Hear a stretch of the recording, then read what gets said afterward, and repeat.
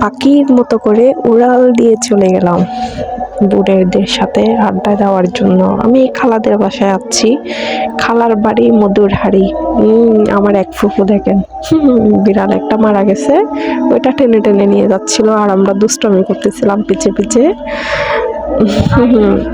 পরে হচ্ছে এখানে আমরা অনেকগুলো ভিডিওর ক্লিপ নিচ্ছিলাম। ভিডিও আমি বলি কি আমার বোনকে যে আমাকে ভিডিও করে দাও, তো ভিডিও করে দিচ্ছিল আমাকে, দুষ্টামি করতেছিলাম প্রচুর। আমার বোন হচ্ছে আমি ভিডিও করতেছিলাম তাই লজ্জা পেল।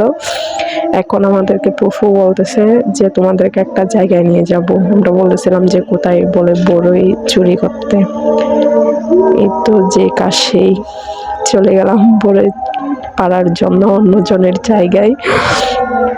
প্রচুর ভয় লাগতেছিল, আমি অনেক প্রচুর ব্যথা পেয়েছি, পুরো আমার পা থেকে রক্ত বের হয়ে গেছে, কাটাতে পা বেজে গেছিল।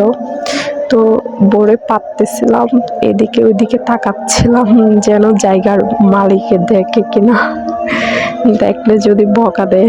তো ফুফু দুষ্টামি করে বলতেছিল যে যদি দেখতে পাই বকা দিলে বলবো তুমি আমাদেরকে আনছো। তো আমি ফুফুকে বলতেছিলাম ফুফু আমি তো নিজেও চিনি না, আপনি আমাকে নিয়ে আসছেন পিছে পিছে, এখন যখন হচ্ছে দেখবে আমাকে বাজাই দিবেন। এই তো সরিষা বাগানে চলে আসলাম। আমার বোনকে বলতেছিলাম আমাকে একটু ভিডিও করে দাও।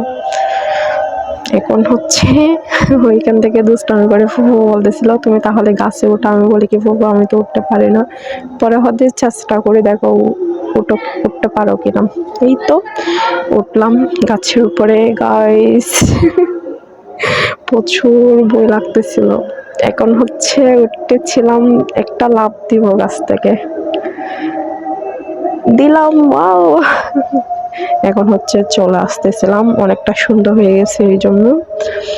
তো মনটা খারাপ হয়েছে যে জায়গায় ফুটবল